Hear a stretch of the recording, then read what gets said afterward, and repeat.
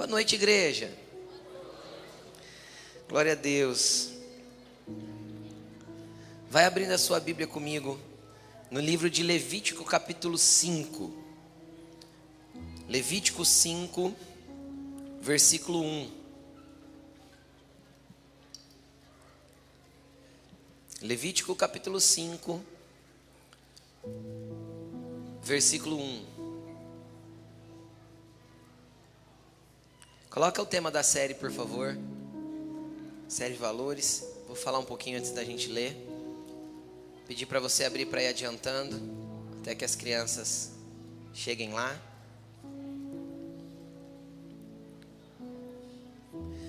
Nós estamos numa série de mensagens chamada Valores do Reino. Existem muitas coisas no reino de Deus que têm valor profundo. O problema é que muitas vezes nós colocamos preço naquilo que Deus não coloca preço, Ele dá valor. Isso nós pregamos bem no início dessa série. Nós somos muito hábeis em precificar aquilo que é valoroso para Deus.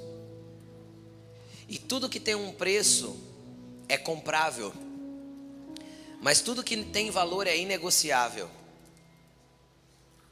E muitas vezes nós precificamos aquilo que para Deus tem muito valor e então, com um preço estabelecido, nós substituímos a vontade de Deus pela nossa vontade, porque nós entendemos que até um ponto a gente pode pagar o preço em desobedecê-lo. E isso faz com que muitas vezes nós troquemos aquilo que é eterno por aquilo que é passageiro. Muitas vezes faz com que nós deixemos aquilo que é sobrenatural por aquilo que é natural. E o apóstolo Paulo diz que se nós esperamos em Deus apenas para as coisas dessa terra, nós somos de todos os homens os mais miseráveis. Então não precifique aquilo que é eterno. Não precifique aquilo que tem valor para Deus. Agora você pode estar se perguntando, pastor, eu não sei bem o que tem valor para Deus e o que não tem. Por isso vem a grande importância de você conhecer as Escrituras. Porque às vezes você supervaloriza aquilo que nas Escrituras não tem valor algum. Só que na tua tradição religiosa você consegue valorizar. Só que na hora que a gente vai para as Escrituras e pega coisas que realmente têm valor, a gente ignora. Por quê? Porque nós preferimos muitas vezes qualificar por aquilo que a gente pensa e precificar a partir daquilo que a gente acha que sabe. Então conheça as Escrituras a partir da verdade que ela transmite e da realidade que ela traz. Porque isso vai fazer com que você venha conhecendo os valores de Deus de uma forma que você se torne inegociável. Amém? Quem pode dizer um amém? Então, declare isso para o mundo espiritual. Diga assim, ó, eu quero conhecer os valores de Deus até que eles sejam tão profundos em mim que sejam inegociáveis. Amém? Glória a Deus. Há pelo menos umas 2 semanas ou um pouco mais, o Senhor vem ministrando meu coração a respeito do tema que eu vou ministrar hoje. E nós vamos falar hoje sobre o valor de uma testemunha. Todo mundo tem um testemunho.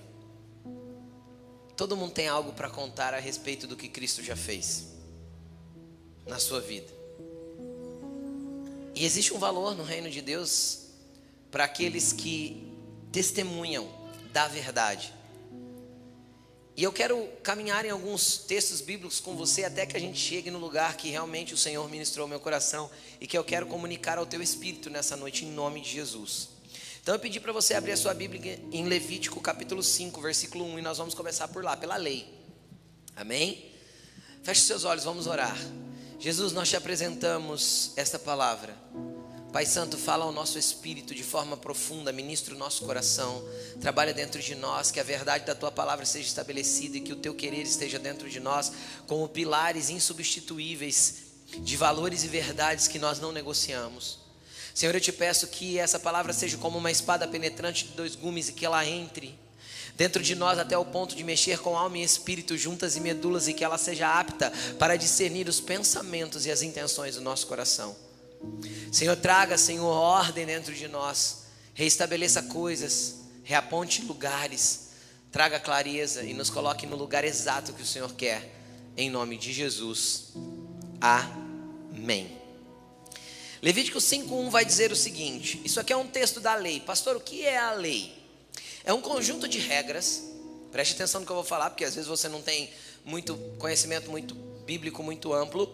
A lei era um conjunto de regras que está escrito do livro de Êxodo até o livro de Deuteronômio, que os judeus chamam de livros da lei, que norteiam as regras da religião judaica, as regras da religião que Jesus foi inserido quando ele nasceu, como homem na terra, e que Jesus cumpriu e viveu até que ele foi crucificado. A Bíblia diz que ele não descumpriu nenhuma lei. E era um conjunto de regras que trazia tanto conceitos morais, quanto éticos, quanto sociais. Eram leis que estabeleciam e norteavam, e na verdade norteiam ainda a vida de muitos judeus, da maioria deles. E dentro da lei, eu quero ler um texto com você de dentro da lei, para você ver como Deus olha para uma testemunha. E eu quero começar por aí, porque a lei ela não é aplicável para nós, mas ela é a sombra de uma realidade que temos que viver nos nossos dias. Amém? Ela é a sombra imaterial do material que foi trazido através de Cristo, do real que foi trazido através de Cristo. E ela vai dizer o seguinte, Levítico 5:1: se alguém pecar, porque tendo sido testemunha de algo que viu ou soube, não o declarou, sofrerá as consequências da sua iniquidade. Cara, eu quero chamar a atenção para o quanto esse texto é importante, apesar de ser um texto da lei. Preste atenção. Se alguém pecar, Deus já coloca a situação como uma situação de alguém que está pecando.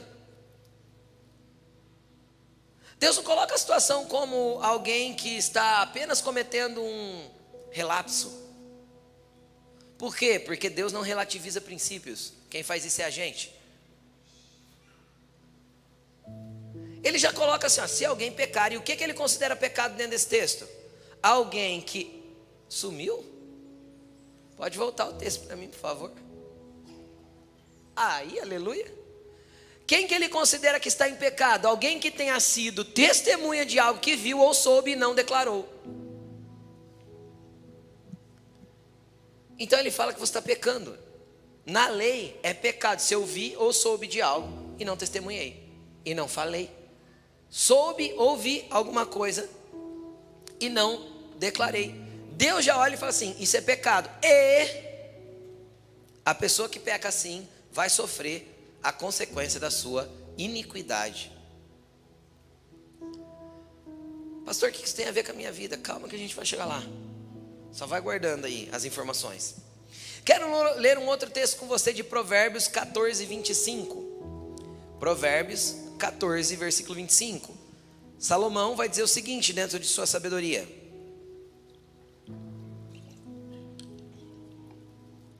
a testemunha que fala a verdade salva vidas, mas a testemunha falsa é enganosa. A testemunha que fala verdades, o que acontece com ela? Ela tem poder para quê? Salvar vidas. Mas a testemunha enganosa, a testemunha falsa é enganosa. E aí, o que acontece? Um dia, Deus prometeu que Jesus Cristo viria na terra. E o maior profeta messiânico, o maior profeta, na verdade o profeta que mais profetizou a respeito da vinda do Messias, a respeito da vinda de Jesus para a terra, como homem, foi Isaías. E eu quero ler com você Isaías 55, a partir do verso 1. Isaías 55, a partir do verso 1, vai dizer o seguinte: venham todos vocês que estão com sede, venham às águas, e vocês que não possuem dinheiro algum, venham, comprem e comam. Venham, comprem vinho e leite sem dinheiro e sem custo. Por que gastar dinheiro naquilo que não é pão, e o seu trabalho árduo naquilo que não satisfaz? Escutem-me e comam o que é bom, e a alma de vocês se deliciará. Obviamente o profeta não está apontando para comida e bebida natural, ele está apontando em algo que vai saciar a nossa alma. Ele está falando de uma comida e uma bebida que seria liberada para nós, que se compraria sem dinheiro e que se receberia sem custo algum, e que não era comida e bebida real, mas uma comida e bebida que vinha do céu, que iria satisfazer a nossa alma. E ele vai continuar dizendo, espera aí que eu perdi o texto.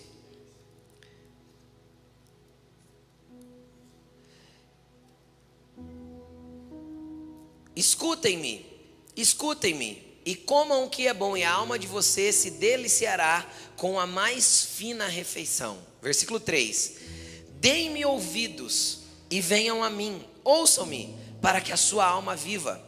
Farei uma aliança eterna com vocês, minha fidelidade prometida a Davi. Vejam, eu o fiz testemunha aos povos, um líder e governante dos povos. Com certeza você convocará nações que você não conhece, e nações que não o conhecem se apressarão até você por causa do Senhor, o seu Deus, o Santo de Israel, pois ele lhe concedeu esplendor. Esse texto está apontando para Jesus, um descendente de Davi, que convocaria nações. Quem é israelita aqui? Tem algum israelita? Não? Então o que você é? A maioria que está aqui é o quê? Brasileiro. Aqui é BR. Nós somos brasileiros, e como os brasileiros nós somos essas nações que Jesus convocou para chegar até Ele, para que comamos e bebamos, para que nos saciemos a nossa alma, sem custo. Por quê? Porque a graça dEle e o favor dEle na cruz fez com que fôssemos atraídos até Ele, sem pagar nada, sem custo algum. Para quê? Para que tivéssemos bênçãos, para que colhêssemos algum tipo de milagre. Pode ser que tenha acontecido durante o caminho, mas acima de tudo, para que a sua alma fosse satisfeita por Ele, e para que você vivesse uma vida não mais vazia, sem direção, perdido, sem saber por onde ir. Mas o que eu quero te chamar a atenção é que para que Cristo fosse estabelecido como o rei que Ele é, e tivesse a autoridade que Ele tem, Ele foi colocado na terra como algo muito especial. Versículo 4: veja o que eu fiz, uma para os povos. Cristo foi colocado como testemunha para os povos a respeito de quê? De quem o Pai é. Pastor, não entendi, vou explicar. Quando Jesus chegou na terra, tudo estava muito organizado. Como assim, pastor? Estava muito organizado. Quem dominava politicamente? Roma. E Roma tinha tudo dividido por províncias, os governadores das províncias, os reis das regiões. Roma estava com tudo muito bem organizado, tinha policiamento, tinha tudo que precisava. Cada área tinha o seu centurião, que cuidava dos soldados, que fazia o policiamento de cada área. Não tinha arruaça no Império Romano. Até porque quem fazia a arruaça no Império Romano, fazia o que acontecia? Morria. Então não tinha, estava tudo muito bem organizado. E não estava só o império e a área governamental, a área política bem organizada, mas estava a área espiritual não, a área religiosa muito bem organizada. Porque nem tudo que é religioso é espiritual. Então a área religiosa estava muito bem organizada. O judeu não precisava de uma religião. Então saiba que Jesus não veio fundar o cristianismo, porque a terra não precisava de uma nova religião, e nunca precisou. Porque a religião judaica, ou o judaísmo, apontava para o mesmo Pai, ou para o mesmo Deus que nós estamos apontando. Jesus não veio para fundar uma religião, porque já tinha uma. E eu vou te falar, era organizada.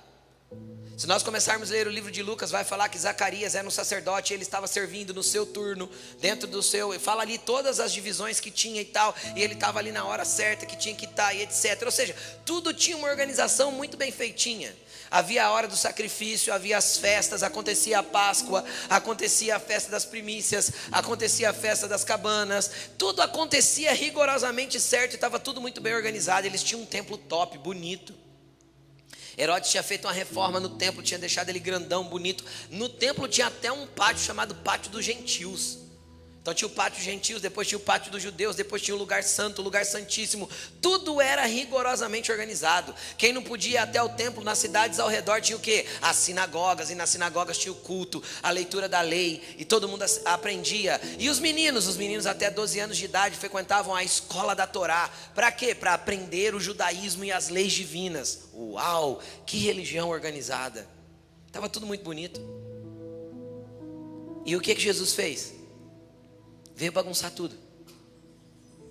Jesus falou assim: eu não vim trazer paz na terra, eu vim pôr fogo. E por que ele veio bagunçar tudo? Porque ele não veio apresentar um Deus, porque Deus os judeus já conheciam. Ele veio apresentar um pai. E sabe qual que é a acusação dele na cruz? Ele se diz filho de Deus. Ele foi julgado, condenado e morto porque ele veio apresentar um pai. Ele veio ser testemunha de quem Deus é. Ele não veio apresentar um conceito de Deus, ele veio apresentar quem é o Pai. O judeu até aquele momento conhecia um Deus. Aí a partir de Cristo ele não vem apresentando Deus, ele vem apresentando um Pai. E um Pai é um conceito de relacionamento, amor e cuidado que os judeus não conheciam. É por isso que Jesus falou assim: ó, eu só faço o que vejo o Pai fazer, e eu só falo o que ouço o Pai dizer. Jesus veio ser testemunha fiel daquilo que o Pai é. Hebreus capítulo 1 vai dizer que Ele é a expressão exata do seu ser. Então eu começo a entender que só pode ser uma testemunha aquele que ouve e vê. Porque se eu ouço e vejo e não compartilho, eu estou pecando. Não é isso que a lei diz? Então por que Jesus vinha apresentar um pai e todo mundo esperasse que ele fosse o quê? O rei guerreiro, o rei que ia derrotar Roma. E esperaram muito. Tomé ficou frustrado. Simão Zelote deve ter ficado frustrado, porque o Zelote era um doidão que queria sair matando todos os romanos. E era discípulo. Como eu sei que eles ficaram frustrados? Porque Atos capítulo 1 versículo 6, eles olham para os discípulos olham para Jesus ressurreto e falam assim: quando tu restaurarás o reino a Israel? Ele fala assim: não compete a vocês saber os tempos e as épocas, mas vocês receberão poder ao descer sobre vocês o Espírito Santo, e vocês serão o quê? Minhas testemunhas. Ele só estava nos comissionando para ser aquilo que Ele é do Pai.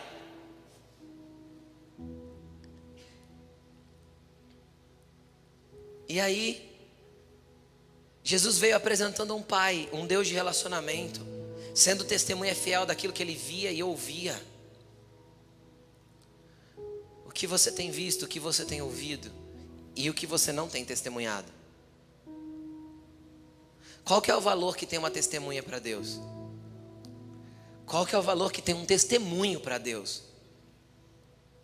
Porque se Deus fez na tua vida, não é para você guardar para você. Porque se você guarda para você, segundo a lei, é pecado. E segundo a graça, é desobediência de mandamento, que também é pecado. Então Jesus veio ser esse pai para você, para te colocar num lugar onde Ele quer que você continue a propagar aquilo que Ele fez. Agora, que tipo de testemunha que Ele é? Eu quero ler alguns outros textos com você. Vai comigo para Apocalipse capítulo 1. Versículo 4. Apocalipse 1:4. Vai dizer assim: João, as 7 igrejas da província da Ásia, a vocês graça e paz, da parte daquele que é, que era e que há de vir, dos 7 espíritos que estão diante do seu trono e de Jesus Cristo, que é a testemunha fiel, o primogênito dentre os mortos, os soberanos do rei da terra, dos reis da terra. Ele nos ama e nos libertou dos nossos pecados por meio do seu sangue, nos constituiu reis e sacerdotes. Está escrito reino aí, né? Reis? Na minha está escrito reino. Nos constituiu reino e sacerdotes. Não é reino aqui, é reis. Porque reino é a palavra brasileia no grego.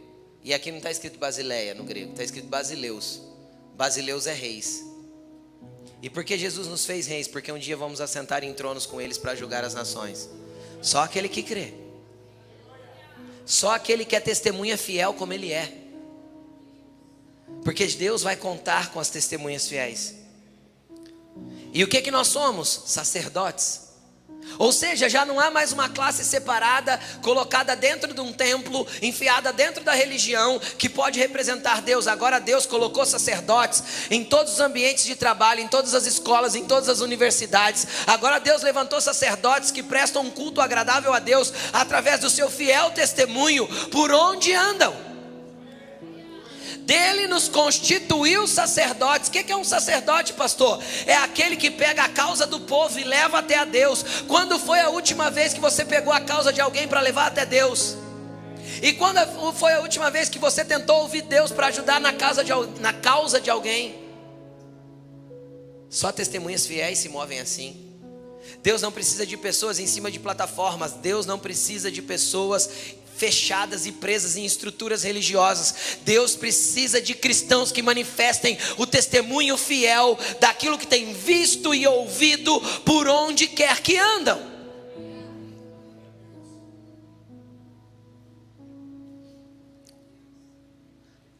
Deus te quer como testemunha. Sabe por quê?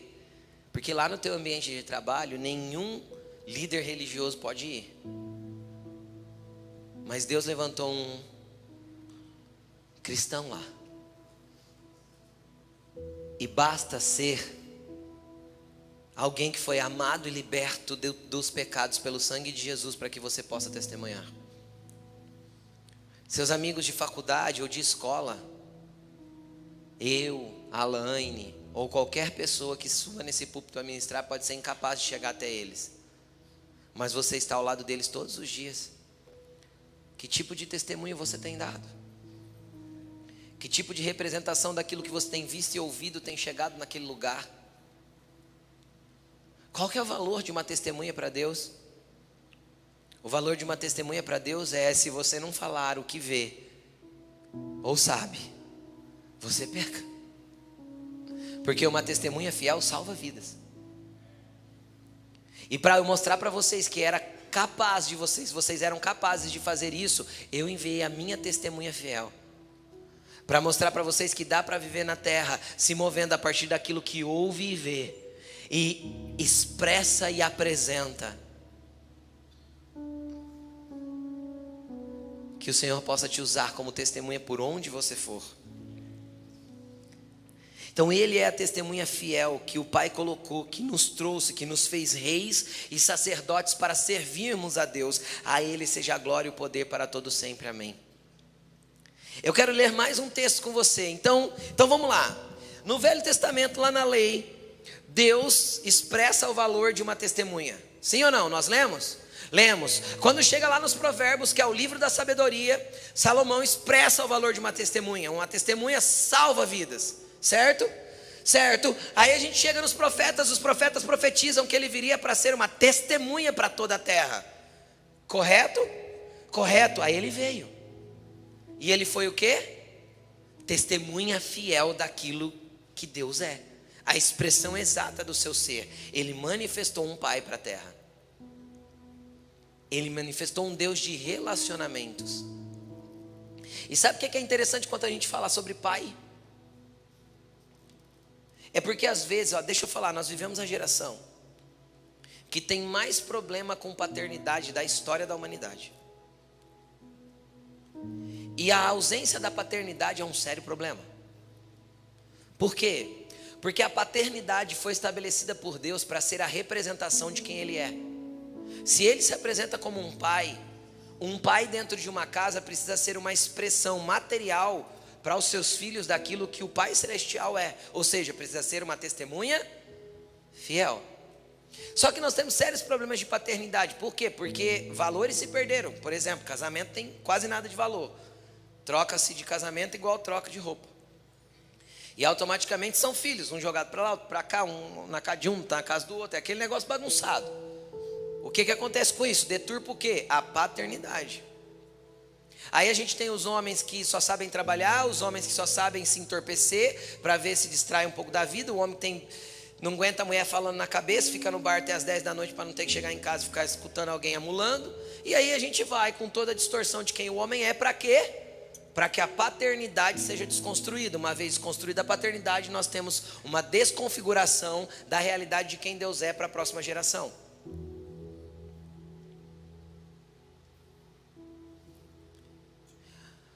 Quando nós pensamos em Deus, nós não pensamos, se você não teve um bom pai, eu graças a Deus tive um bom pai. Se você não teve um bom pai, então você não pode olhar para o teu pai natural e tentar enxergar Deus através dele. Então o que você faz? Você precisa entrar num relacionamento profundo com ele, para que ele se manifeste para você e cure a sua orfandade. Por quê? Porque a orfandade, que é a consequência de uma paternidade deturpada, vai gerar problemas terríveis na sua vida. Todo órfão compra amor pelo serviço. Então, todo órfão, ele tem que tentar fazer alguma coisa para que ele seja amado ou aprovado de alguma forma. E eu não estou falando de orfandade quando teu pai morreu ou foi completamente ausente, porque existe um monte de órfão de pai vivo hoje. Eu nem ia falar sobre isso hoje. Mas eu entendo que Deus quer restaurar a paternidade no coração de muitas pessoas aqui nessa noite. Todo órfão é competitivo, invejoso, precisa de um lugar para ser afirmado, precisa ter um cargo, uma posição, um carro bom, um dinheiro. Ele precisa buscar de alguma forma estar por cima, para que ele se sinta aprovado.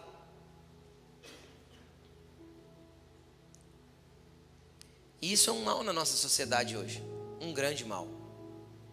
Deixa eu te falar uma coisa. Você sabe por que Jesus não ficava ofendido quando chamavam ele de Beelzebu? E você sabe por que quando acusavam ele de coisas, ele falava assim: você que está dizendo? Porque ele tinha identidade. E identidade é gerada através de uma paternidade legítima. Aí você fala assim: pastor, e agora o que eu faço? Agora Deus tem cura para você porque Ele é Pai. Você só precisa se abrir para conhecê-lo como Pai.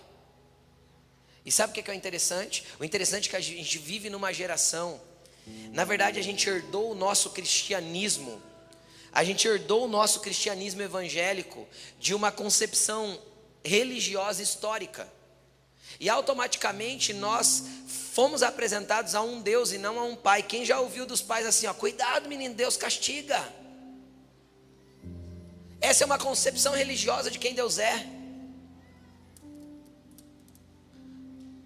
Porque Deus não castiga ninguém. Ô pastor, como assim? Deus é juízo, eu sei, está escrito. Só que haverá um momento em que Ele se colocará nessa posição e respeitará as suas decisões durante toda a vida, só para te dar exatamente aquilo que você escolheu durante ela. Justo juiz. Então você escolheu viver longe dele o tempo todo, a consequência é estar num lugar longe dele, porque Deus não seria injusto de você escolher viver longe dele a vida inteira e depois na eternidade você passar com ele. É injustiça isso, eu acho.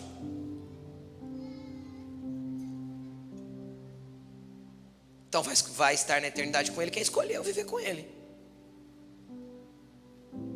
Isso é só Deus sendo justo. Mas ele não está num momento de juiz nesse tempo. A porta, ou a dispensação, não vou falar porta não, a dispensação da graça está aberta ainda. Ele continua a te atrair por amor. Agora sabe o que é interessante? Eu tenho 2 filhos, os 2 estão aqui, o Vitor está aqui, a Bia está logo ali atrás. E eu fico imaginando, Se quando a Bia tivesse que pedir alguma coisa para mim, ela tivesse que fazer uma campanha de pedido de 7 semanas para eu poder presenteá-la com alguma coisa. É como se eu chamasse Deus de tonto, porque eu ia me sentir um tonto da Ana Beatriz fazendo isso para mim. Imagina se ela tivesse que entrar no quarto todo dia pela manhã. Bia, se você quiser ganhar isso aí, você vai ter que entrar no quarto todo dia de manhã. E você vai ter que abrir a porta antes de eu acordar. E você vai ter que olhar para mim e falar assim: ó papai, papaizinho querido, o rei desta casa, estou aqui porque mais uma vez eu quero te pedir que eu quero, sei lá, o meu telefone novo. Aí eu falo: muito bem, filha querida, amanhã você volta, porque você vai ter que fazer isso durante 40 dias. Cara, isso parece mais eu querendo que ela adule e massageie o meu ego do que uma realidade, do que um filho se relaciona com o pai. Então Deus não é um Deus carente que precisa da tua adoração e nem da tua bajulação. Ele é um Deus pai.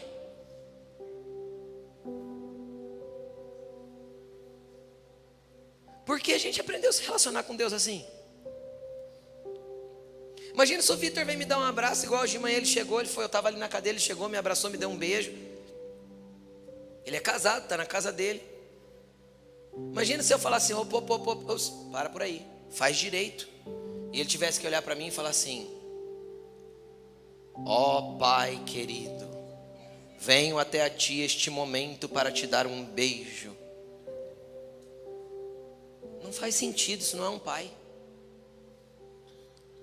Nós aprendemos a nos relacionar como se um Deus estivesse pronto com um raio igual. Ele parece mais, como é que chama aquele Deus grego que tem um raio na mão mesmo? Ele parece mais Zeus do que um Deus de verdade que é nosso pai. Tipo assim: se você não fizer direito, eu te jogo o raio.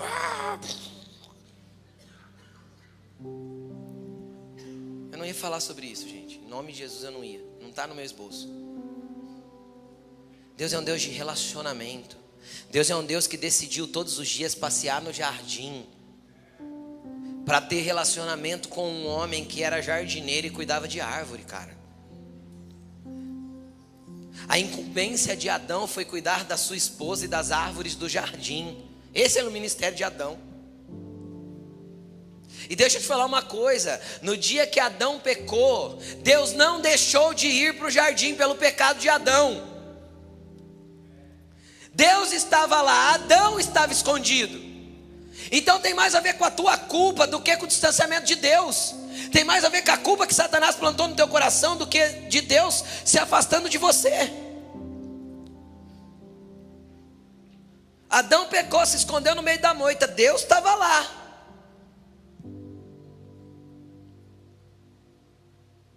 E engraçado que Deus ainda pergunta: Adão, onde você está? Sabe o que é isso? É Deus descendo no nível de Adão, para que Adão se sentisse aceito de volta, porque Deus sabia onde ele estava. Mas se Deus aparecesse lá, Deus se colocaria como superior. Eu sei onde você está, você não precisa se esconder. Não, Deus desce no nível de Adão. Tudo bem, Adão, é assim que você entende o teu relacionamento comigo? Então me fala onde você está, eu vou até você. Aí Adão sai de trás da moita com uma folha de figueira, tampando as coisas. Deus fala: que é isso aí? Eu tive vergonha, percebi que estava nu. Deus fala para ele: Adão,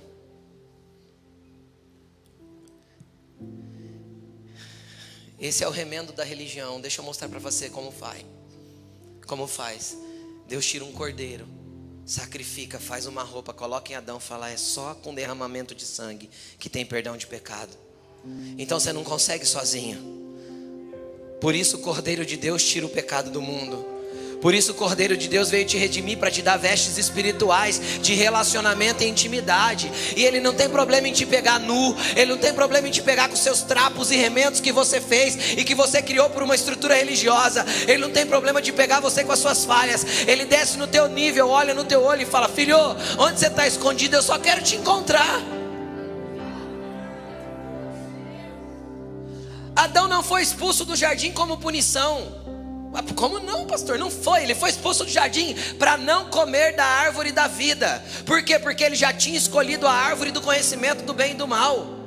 Enquanto nós ficarmos escolhendo as coisas da terra, aquilo que nos aponta para o que é natural, nós perderemos espaço nos jardins do rei. Mas quando nós escolhermos a árvore da vida, o caminho está aberto para acessarmos tudo aquilo que Deus tem de vida para gerar em nós. Quando Deus coloca os anjos para proteger o caminho, a entrada do Éden, do jardim do Éden, Deus não fala para ele, ó, não proíbe Adão de entrar, porque não entrar, não é para entrar não. Se ele for entrar, corta a cabeça dele. Deus não falou isso para ele.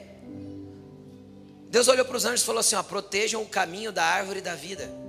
Ele não pode comer da árvore da vida e estar comendo da árvore do conhecimento do bem e do mal. Não dá para comer das duas. Ou você opta por uma árvore, ou você opta por outra. E a árvore da vida está disponível no centro da cidade de Deus. É só você acessar. Tem vida nele. Tem remissão nele. É o cordeiro morto na fundação do mundo para poder cobrir o teu pecado. Ele cobriu até a cruz. Da cruz ele não cobriu mais, ele redimiu o teu pecado. Você não é coberto no teu pecado, você é redimido, resgatado, restaurado. Então deixa eu te explicar uma coisa. Até a cruz havia uma forma de cobrir pecado com sangue de animais. A partir da cruz você é remido e recebeu vestes de filho para estar à mesa com o rei. Agora deixa eu te explicar uma coisa. Ele procurou Adão na moita, só que ele te procura à mesa. Quando você não está lá, o teu lugar não deixou de estar preparado. Nem o banquete que ele preparou deixou de estar lá para você saborear. Foi você que fugiu da mesa, porque você está sentindo culpa pelo teu pecado. Você olha para você mesmo, você se sente injusto. Agora deixa eu te falar uma coisa, que você se sinta sempre assim, mas que a cruz de Cristo seja a realidade da tua remissão, e o arrependimento seja a base da tua redenção.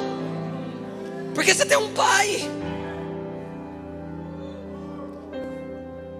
Você não tem só um pai, você tem um pai, você tem um caminho, você tem uma verdade, você tem uma vida. Acesse o caminho da cruz. Encontre a vida no Pai. Tem lugar na mesa, querido. Ele não vai tirar de você. Porque não é porque o Vitor casou e foi para a casa dele com a Bruna que ele perdeu o lugar na mesa da minha casa.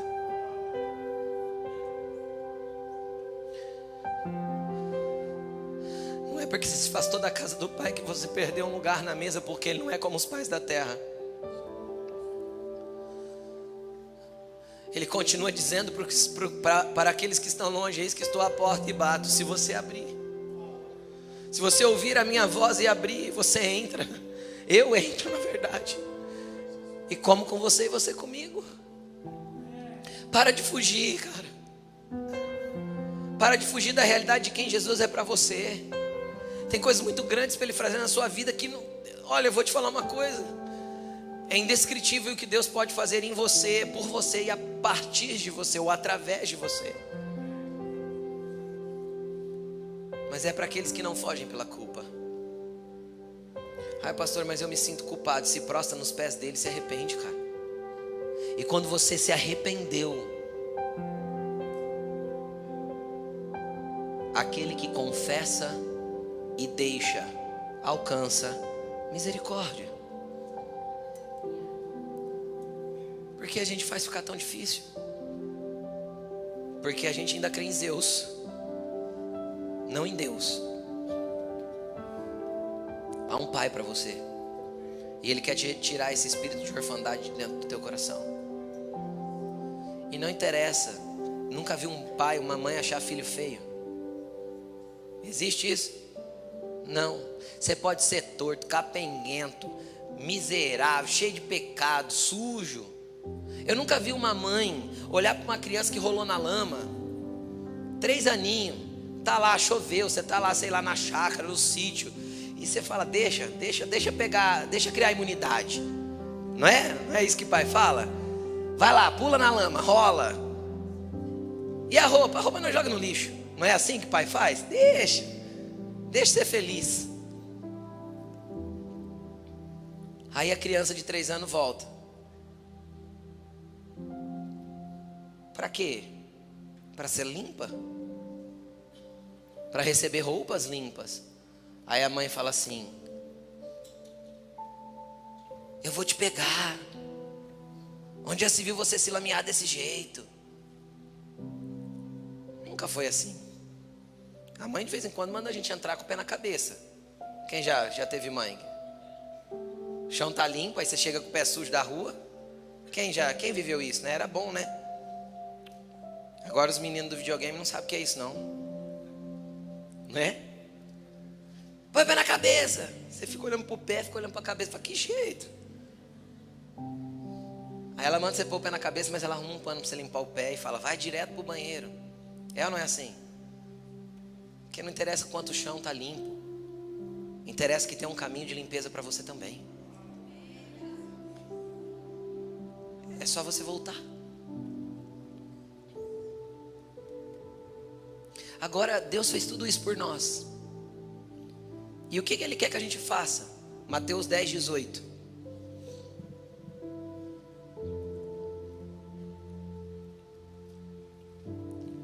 Por minha causa. Não. Isso. Por minha causa. Vocês serão levados à presença de governadores e reis. Como o quê? Anda com Jesus, você vai ver onde você vai parar. Anda com Jesus, você vai ver os lugares que Ele vai te inserir. Anda com Jesus, que você vai ver os lugares que Ele vai dar para você acessar. Só que Ele não vai te pôr lá à toa. Ele não vai te dar sucesso na tua empresa para você ser respeitado na tua fala, para você falar só de coisas naturais, para você ir lá e dar uma fórmula de como fazer uma empresa dar certo. Converja tudo que Deus tem feito na sua vida para Cristo. Porque quando você for colocado na presença de autoridades, de reis, de governadores, ou até dos simples, para testemunhar o que Jesus tem feito, ou você conta o que Ele fez na tua vida, ou você vai pegar o mérito para você, aí você sabe que o mérito não é teu. Foi Ele quem fez. Então seja uma testemunha dEle, porque Ele vai te inserir em ambientes para testemunhar. Ele vai te inserir em ambientes para que você compartilhe daquilo que Ele tem feito. Ele vai te inserir em ambientes para que você puxe a cadeira da mesa para quem está fora dela e fale para eles, pode sentar, tem lugar à mesa para você. Na casa do Pai não falta espaço, nem cama e nem água para o feijão. Sempre tem para mais um. Só que quem atrai as pessoas para esse lugar, essa incumbência foi dada a nós, como seus filhos, como testemunhas que Ele fez. O problema é que muitas vezes nós pegamos o valor de uma testemunha ou de um testemunho e transformamos isso em massa de manobra. Vamos para um tribunal natural. Tá lá duas pessoas em um litígio brigando entre si. Aí tem as testemunhas de um lado e tem as testemunhas do outro lado, não é assim? Aí a testemunha que do lado que é errado, vamos imaginar, e o advogado normalmente sabe, né? O advogado sabe a verdade dos fatos. Ele vai chegar na testemunha e ele vai orientar a testemunha. Olha, se perguntar isso, você fala isso, se perguntar isso, você fala aquilo. Isso é manipular o testemunho para que nós consigamos aquilo que queremos. Agora deixa eu te falar uma coisa. Enquanto você tentar manipular o teu testemunho para atrair das pessoas ou das coisas da terra aquilo que você quer, ou quando você tentar manipular o teu testemunho diante de Deus para tentar atrair de Deus alguma coisa que você quer, vai dar errado. Sabe por quê? Porque Deus vê tudo. Então não adianta você tentar manipular a tua conversa com Deus. Como assim, pastor? É uma pergunta simples. Quem aqui tem alguma coisa que gostaria de se livrar, que gostaria que Deus tirasse da tua vida? Quem tem? Pode levantar a mão, não precisa ficar com vergonha não. Acho que a maioria tem. Aí você chega diante de Deus e ora mais ou menos assim, ó. Eu vou dar um exemplo, vamos imaginar que você queira parar de fumar. E por que eu devo parar de fumar, pastor? Porque você se mata sozinho se você fuma. Então tá errado, você está estragando aquilo que Deus te deu para cumprir a missão dele na terra, teu corpo. Então é pecado porque você peca contra o teu corpo. Tá bom, aí você chega diante de Deus e fala assim: ó, Senhor, eu gostaria tanto de parar de fumar. Mentira. Esse é manipular o testemunho. Não é a verdade do teu coração. Você não quer não, se você quisesse você tinha parado. Quem está entendendo o que eu estou falando? Você não quer, por isso você não para. Porque tudo que eu quero eu faço. É ou não é? Quem já quis alguma coisa aí foi até o fim para conseguir? A maioria de nós. Então quando eu quero alguma coisa eu faço. Então a nossa oração é uma oração manipulada para tentar mostrar para Deus assim: eu sou bonitinho, Deus faz alguma coisa por mim. Aí eu lembro da parábola que Deus falou de duas pessoas que subiu no templo. Jesus contou. 2 homens foram ao templo. Um orou: ó Deus, tenho jejuado 3 vezes por semana, dou os meus dízimos, faço tudo correto, me abençoa. Mas do lado dele tinha um publicano e fariseu, um publicano e pecador. E eles morravam o seu peito e diziam: Deus, tem misericórdia de mim porque sou pecador. Jesus falou: este desceu redimido do templo. O problema é que a gente tenta mostrar para Deus que a gente é bonitinho. E Deus nunca pediu para a gente mostrar para Ele que a gente era bonitinho. Pelo contrário, a base do arrependimento é a tua feiura. Então você tem que chegar diante de Deus e falar: Deus, isso aqui está feio pra caramba. Então na oração do cigarro seria assim: Deus, eu gosto desse troço. E eu não queria parar não. Mas eu sei que isso está me matando. Eu sei que eu estou plantando coisa ruim. E eu sei que ainda estou pecando contra o meu próprio corpo. Então tá bem ruim, Deus. E eu não consigo sozinho não. O Senhor tem misericórdia de mim. Me ajuda. Faz por mim, porque eu por mim mesmo não consigo. Então você alcançou um lugar de misericórdia. Você alcançou um lugar de remissão. Seja sincero na sua oração. Seja transparente com o que você está sentindo diante de Deus. Não tente manipular o testemunho. Só que nós vivemos, o que é interessante? Em todo o tempo bíblico, o valor de uma testemunha era algo incrível. Por quê? Porque se eu tinha que provar alguma coisa, eram as testemunhas que certificavam. Se eu fazia um negócio com alguém, eu levava 2 testemunhas para certificar que aquele negócio foi feito, e ele levava 2 para certificar que aquele negócio foi feito. Isso era a regra nos tempos bíblicos. O problema é que nós substituímos o testemunho pelo contrato. E todo contrato tem um distrato. Então a gente pensa que o nosso relacionamento com Deus pode caminhar do jeito que a gente trata os contratos hoje. Tudo bem, tem uma multinha, mas eu pago e tem um distrato já escrito dentro daquilo que a gente acordou. Ei, Deus não tem um contrato com você não, querido. Você não tem um contrato com a religião não. Você não tem um contrato com a igreja. Você tem um relacionamento de aliança. E a aliança é inquebrável diante de Deus. Quando Jesus ganhou você e quando Jesus comprou você, Ele falou assim: ó, eis que faço com vocês uma nova aliança. E quando Ele se aliançou com você, sabe o que Ele fez? Ele foi para a cruz, derramou o próprio sangue. E tinham ali 12 homens que eram 12 testemunhas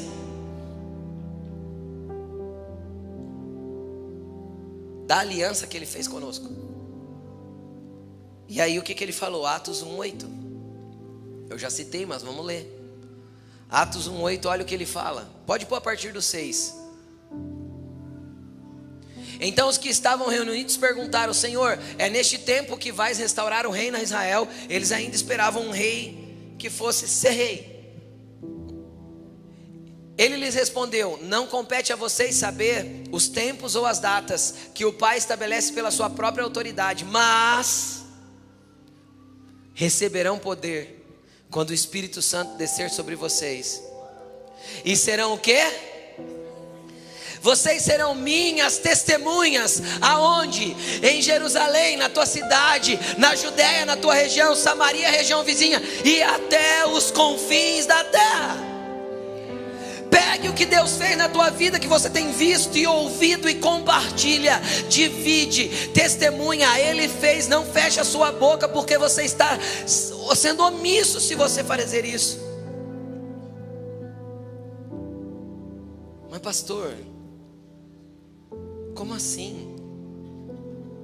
Eu gosto de Paulo, cara. Eu gosto de Atos 26, não precisa pôr não, porque o texto é grande. Se você quiser anotar, leia Atos 26 na tua casa.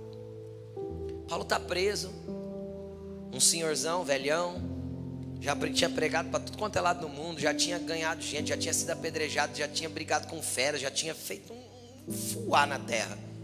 Aleluia, glória a Deus pela vida de Paulo. O dia que eu chegar lá, eu vou olhar para ele e falar assim: mano, tu é brabo, hein, velho? Rapaz, tu era corajoso demais. E aí, Paulo foi preso em Jerusalém. Mandaram ele para o rei Agripa. E aí ele chega diante do rei Agripa e o rei Agripa abre para ele uma defesa. Era um tribunal. Paulo, as suas defesas estão abertas, você pode falar. Aí Paulo já começa assim: ó excelentíssimo rei Agripa. Ele estava na frente do rei, né? Tinha que ter as formalidades.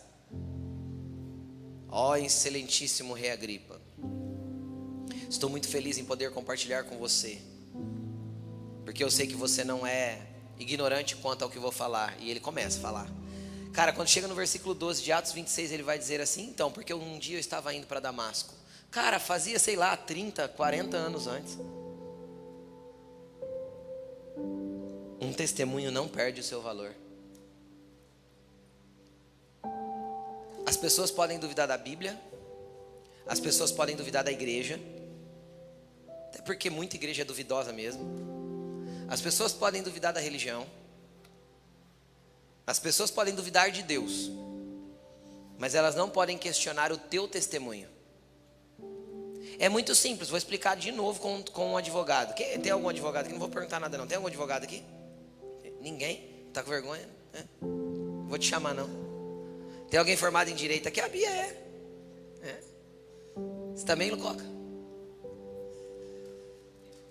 Sabe o que eu acho interessante? Vamos imaginar que você vai no advogado, aí deu um BO lá, sei lá, com o teu vizinho lá, a coisa do muro. Vamos imaginar um negócio bem aleatório lá, porque o muro tá entrando água, tá manchando a parede da casa do vizinho, o vizinho tá bravo com você, e você já não sabe o que fazer, você já chamou o pedreiro e não deu, você é bom, vira uma causa na justiça. Você já viram acontecer isso, né? Então tá. Aí você tem que procurar um advogado. Aí você vai procurar um advogado, e você chega no advogado e explica a causa para ele. Aí o advogado pega o código de defesa de alguma coisa lá, ou a lei de alguma outra coisa. Aí ele abre, aí ele começa a explicar: não, porque aqui, ó, eu vou montar uma defesa para você, que aqui nós vamos colocar o artigo tal, inciso tal. E ele começa a citar as leis para você. É assim que você quer um advogado ou não? Eu não, eu quero que o advogado olhe para minha cara e fale assim: pode ficar tranquilo que eu vou montar uma defesa, nós vamos ganhar esse negócio aí. É ou não é? Por que eu estou te falando isso? Porque às vezes você pensa que para testemunhar alguma coisa você tem que conhecer a Bíblia. Lê Atos 26, você vai ver que Paulo não citou nenhum versículo bíblico para pregar para o rei Agripa. Nenhum. Sabe por quê? Porque a Bíblia é o livro de fundamentos e de valores para quem crê nele. Para quem ainda não crê, o que tem maior valor é o teu testemunho. Porque o teu testemunho, vamos falar de forma bem prática, bem humana e bem natural. Para uma pessoa lá de fora, eu sou o vendedor da fé, só que você é o cliente satisfeito. Consegue entender o que eu estou falando? Então, se Jesus fez na tua vida e você está satisfeito com isso, uma vez que você testemunha o que você viu, ouviu, e a satisfação que Cristo tem criado no teu interior, ele não tem como falar que é mentira. A hora que ele falar que é mentira, ele vai falar: tá doido, mano? Fui eu que vivi, como você está falando que é mentira? Foi na minha vida que aconteceu. Ninguém pode duvidar do teu testemunho. Mas pastor, aconteceu há 20 anos atrás. Então, mas de Paulo fazia uns 40. E ele continuava falando a mesma coisa. Porque eu estava indo para Damasco e uma luz veio e eu me caí por terra, e etc, etc, etc. Agripa olha para ele e fala assim: Paulo, eu acho que as muitas letras deixaram você louco. Ele fala assim: não tem loucura nessas palavras não, rei. Tem muito juízo.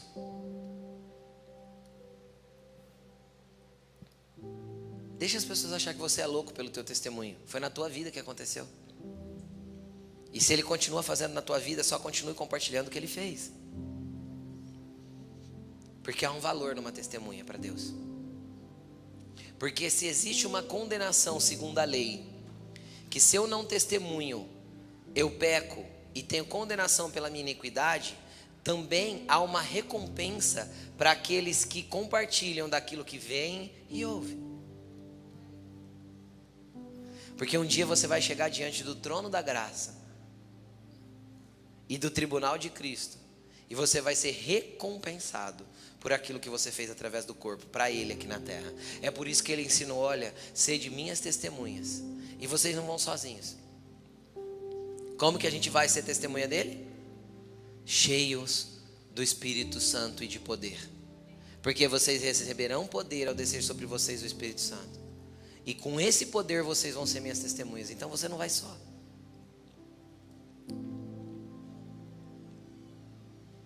Coloque-se de pé.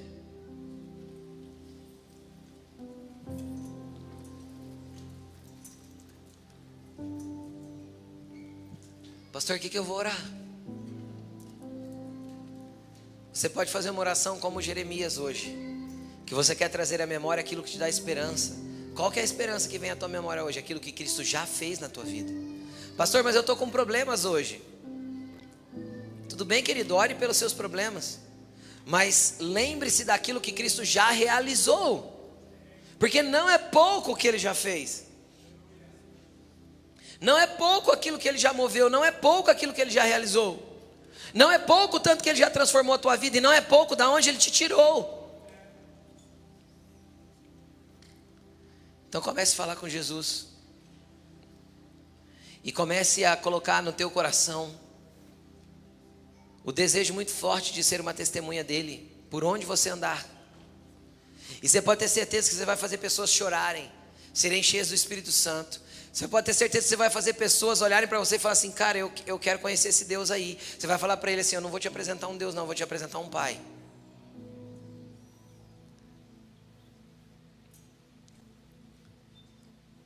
Eu vou te apresentar um Pai como Jesus apresentou um Pai para a humanidade. Então comece a falar com Jesus agora, querido. É o teu momento com Ele. Só que eu quero te falar uma coisa, às vezes o testemunho que você vai ter para contar é o que Ele vai fazer na tua vida hoje. Se tem uma cura para acontecer aí, se tem uma enfermidade te atormentando, o Espírito de Deus está aqui para que você seja curado. Se tem uma mágoa, uma dor, o Espírito Santo de Deus está aqui para que você libere perdão. Se tem uma angústia, uma tristeza, o Espírito Santo de Deus está aqui para que você saia daqui saltando de alegria na presença dEle. Se tem uma depressão, o Espírito de Deus está aqui para que o teu espírito e a tua alma venha jubilar de alegria na presença dEle. Ele está aqui para curar, Ele está aqui para mover, Ele está aqui para transformar.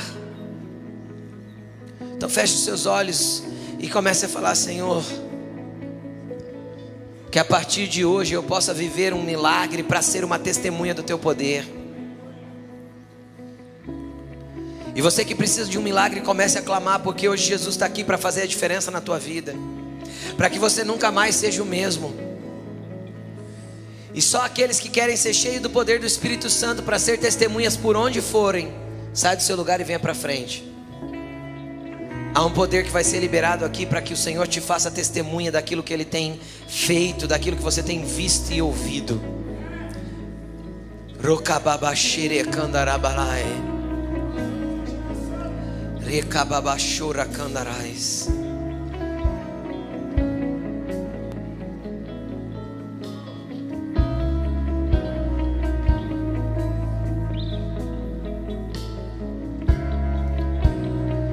Você que ficou nos bancos, feche a cadeira, feche os olhos, feche a cadeira. Você que ficou na cadeira, feche os olhos. E comece a falar com Jesus, Ele está neste lugar. Às vezes você que ficou aí no banco, você está pensando assim, pastor, eu não tenho nada para contar não. Então hoje é o dia dele marcar a tua história para sempre.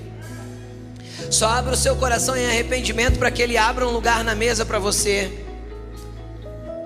Na verdade o lugar já está aberto, só peça para que você encontre o caminho até lá. Comece a falar com Jesus. Ele te faz digno a entrar nos aposentos dEle. Ele te faz digno a sentar na mesa dEle. Tem uma mesa posta na presença dEle. Ele te fez digno para sentar lá. O trabalho é todo dEle, Ele te recebeu como filho. Aceite a paternidade de Deus e deixa Ele mexer com o teu interior. Coloca a mão sobre o seu coração.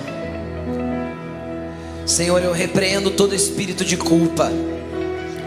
Tudo aquilo que tem atrofiado os seus filhos de chegar à tua presença, tem feito eles preferir, Senhor, o lugar de esconderijo, o lugar de fuga da tua presença. tudo aquilo que tem causado condenação e afastado, Senhor, os seus filhos da tua presença. Em nome de Jesus eu te peço que a culpa seja removida a partir do arrependimento, que aquilo que já foi perdoado venha uma leveza no espírito nesse momento, para que eles não carreguem culpa de falhas e pecados que eles cometeram, Senhor, mas que também a realidade do teu reino venha com clareza no coração de cada filho aqui, para que eles entendam que aquilo que é necessário se arrepender, eles também, Senhor, possam se chegar confiadamente ao trono da graça, da onde flui amor e misericórdia, da onde flui perdão e redenção. Em nome de Jesus eu repreendo todo espírito de medo. Em nome de Jesus, todo espírito de medo, eu dou uma ordem que saia agora. O medo supõe castigo. Deus não é um Deus que castiga, Ele é um Deus que ama, porque o verdadeiro amor lança fora todo medo. Receba do amor de Deus para que o medo seja extirpado da tua vida. Comece a pedir para o Senhor agora que você quer se aproximar dEle, que você quer estar mergulhado na presença dEle, envolvido pela glória dEle. E comece a adorar o Senhor com essa canção, mas adore profundamente, porque isso é tudo que você precisa. Levante suas duas mãos para o alto e declare assim comigo: eu tenho poder, porque o Espírito Santo está em mim. Por isso eu sou testemunha do que Ele fez em mim, e eu vou testemunhar com ousadia, com coragem e com autoridade de filho dEle, em nome de Jesus. Dê uma salva de palmas bem grande para Ele. Obrigado, Jesus. Somos herdeiros teus.